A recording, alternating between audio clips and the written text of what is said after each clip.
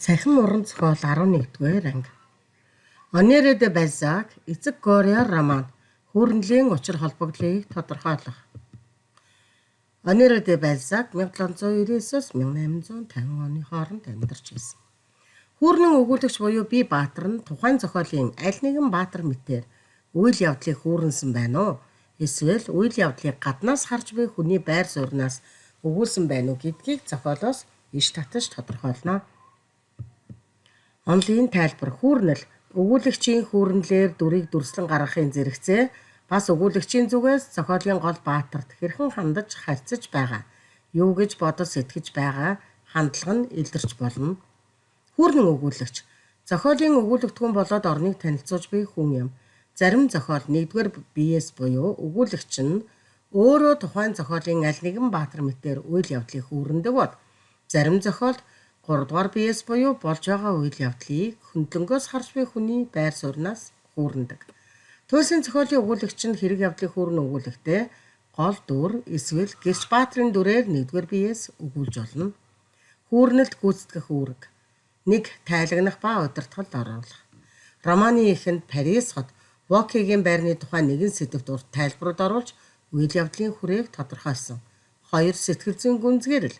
Хүүрнэгч баатруудын дотоод сэтгэлийн зөрчил нууц бодлуудыг Растиньяк эцэг Горио Вотран нар илчилж тэднийг олон талтай болгоно. 3. Зөгнөл ба урьдчилан анхааруулах.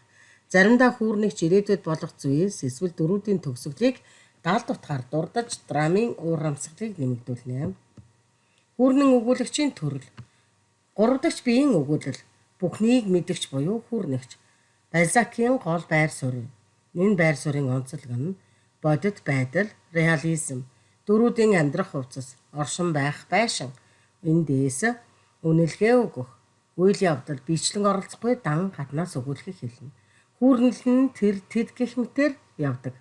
Хүүрнэгч баатруудын үйлдэлүүд тэдний зан чанар шууд болон далд хэлбэрээр ёс суртахуун нь илэрч гарна. Хөрөнгө мөнгөний шунал, хувиа хичээсэн байдлыг буруу шаасан хүн гайс байнга мэдэгдэнэ.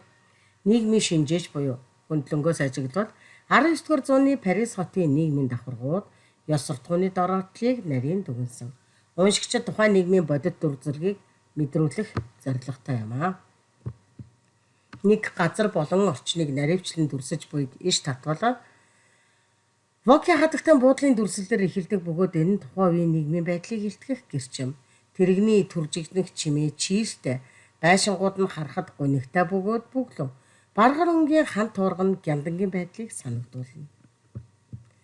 2. Дөрүүдийн сэтгэл болоод ирээдүйг урьдчилан мэдгэнэ. Ээжин Растиньяк бол гачигдлын улмаас хөдөлмөрлөж, төрөл төрөсд нь ямар их найдаж байгааг бүр багаасаа ухамсарлан мэдсэн бүхнээсээ ямар нь тустайг урдаас цэгнэн дэнсэлж түүнийг нийгмийн ирээдүйн хөгжил зохицуулан тохируулж хамгийн түрүүчээр ашиг олж авахд бэлтгэдэг тийм залуусын нэг үлээ. Зохиол 3 дахь биеийн өгүүлэгчийг ашигласнаар тухайн үеийн Парисын нийгмийг ялангуяа хөрөнгөтний ангийг маш өргөн хүрээнд наривчлан зохиолчийн өөрийнх нь гүн гүнзгий задлан шинжилгээ шүүмжлэлтэй хамт уншигчдад хүргэх боломжтой болсон юм. Энэ нь Бальзакийн реализмын гол онцлог болдог. Тайлбар. Энэ хэсэгт өгүүлэгч Растиньякийн одоогийн байдлыг оюутан биш харин түүний ирээдүйн зан төлөв нийгэм дэслэх байр суурийг ашиг хонжоохайгч амбицтай залуу гэж урьдчилан танилцуулж байна. Энэ нь өгүүлэгч тухайн цаг үеэс дээгүр оршин дөрүүдийн хувь заяаг мэдэж буйг харуулж байгаа хэрэг юм аа.